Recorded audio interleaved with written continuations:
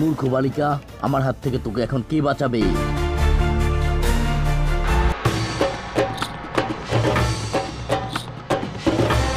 আরুন এক সাধারণ রাখাল ছেলে। প্রতিদিন বিকেল বেলা সে আপন মনে সমুদ্রের ধারে বসে বাঁশি বাজাতো। তার বাঁশির সুরে ছিল এক মায়াবী টান, এক অপূর্ব বাঁশির সুর। এই বাঁশির সুর যেই শুনবে তাকে আকৃষ্ট করে কাছে নিয়ে আসবে। যখনই বাঁশি বাজাতো তার কিছুক্ষণের মধ্যেই জলের নিচে একটা আলো জ্বলে উঠত। সেখানে দেখলে বোঝা যেত এখানে কিছু একটা রয়েছে।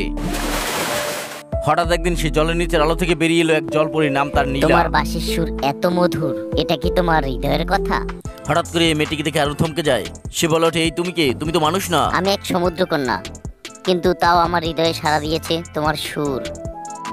এভাবেই কিছুদিন পেরিয়ে যায়। দিন যায়, সন্ধ্যা নামে এবং অরুণ বাঁশি বাজায়। আর সেই সুর শুনে সমুদ্রের মাঝে জলপরি থাকতে পারে না। নীলা সমুদ্রের ঢেউ ভেঙে ছুটে আসে আরুনের কাছে। সমুদ্রের মাঝে সমুদ্রের রাজা জলপরীদের জন্য একটা নিয়ম করে দিয়েছে। জলপরীরা মানুষের প্রেমে বলে তাদেরকে কঠিন শাস্তি পেতে হবে। তাই জলপরি আরুনকে স্পষ্ট করে বলল, আরুন, তুমি জানো না আমরা জলপরীরা মানুষের প্রেমে পড়লে শাস্তি পাই? আরুন এই কথা শুনে জলপরীকে বলল, তবে তুমি আর আমার কাছে এসো না, আর আমি তোমাকে কষ্টও দেবো না। কিন্তু নীলা আরুনকে অনেক বেশি ভালোবেসে ফেলেছে। আর এদিকে আরুনও বলতে পারছে না নীলাকে।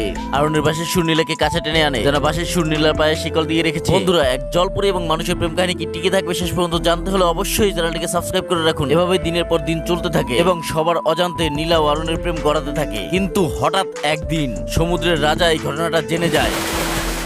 ভয়ঙ্কর সাউন্ড আর গর্জন দিয়ে সমুদ্রের গভীর থেকে উঠল এক বিশাল দানব, সমুদ্রের রাজা সামুদ্রিকাসুর। নীলা, তুই আমার সৈন্য, তুই মানুষের প্রেমে পড়ে আমার নিয়ম ভেঙেছিস, এর শাস্তি তুই অবশ্যই পাবি। আমি আমার হৃদয়ের পথ বেছে নিয়েছি, আমি আরুনকে ভালোবাসি। হে সমুদ্ররাজ, তোমার দানবীয় শক্তি আমাদের ভালোবাসাকে কেড়ে নিতে পারবে না। ছিল এক বুদ্ধিমতী নারী। সমুদ্রের রাজার জীবন কোথায় লুকিয়ে রয়েছে সেটা সে জানতো, তাই সমুদ্রের রাজাকে সে কখনোই ভয় পেত না। সমুদ্রের গভীরে একটা সিন্ধুকের মধ্যে সমুদ্রের রাজের হার্ট স্টোন রয়েছে। এটাই ছিল সমুদ্রের রাজের জীবন। এটাকে ধ্বংস করতে পারলেই তার মৃত্যু হবে। আরুন, তুমি পিছনে যাও, ওকে থামাতে হলে আমাকে যেতে হবে। নীলা, তুমি চলে গেলে আমি বাঁচবো কিভাবে? আরুন, একটা কথা মনে রেখো, ভালোবাসা কখনো হারায় না, আমি তোমার সুরে বেঁচে থাকবো। এরপরে সমুদ্রের রাজার সাথে আর জলপরীর সাথে তুমুল যুদ্ধ হয়।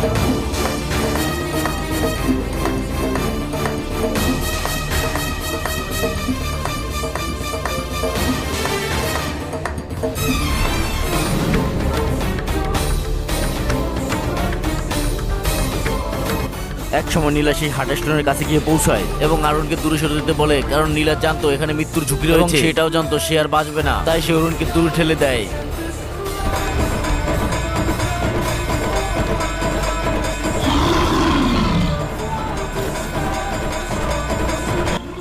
নীলা হার্টস্টোনটি এনে ভেঙে দিল। হার্টস্টোন ভাঙার সময় এক বিশাল বিস্ফোরণ হলো।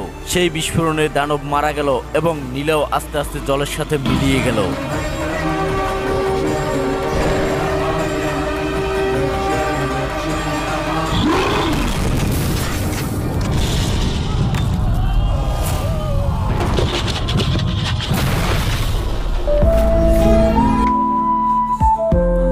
দেখতে দেখতে বছর পার হয়ে যায়, আর আজও সমুদ্রের ধারে বাঁশি বাজায়। শুধু সেই সুর, যে সুর সুরে নীলা কাছে এসেছিল।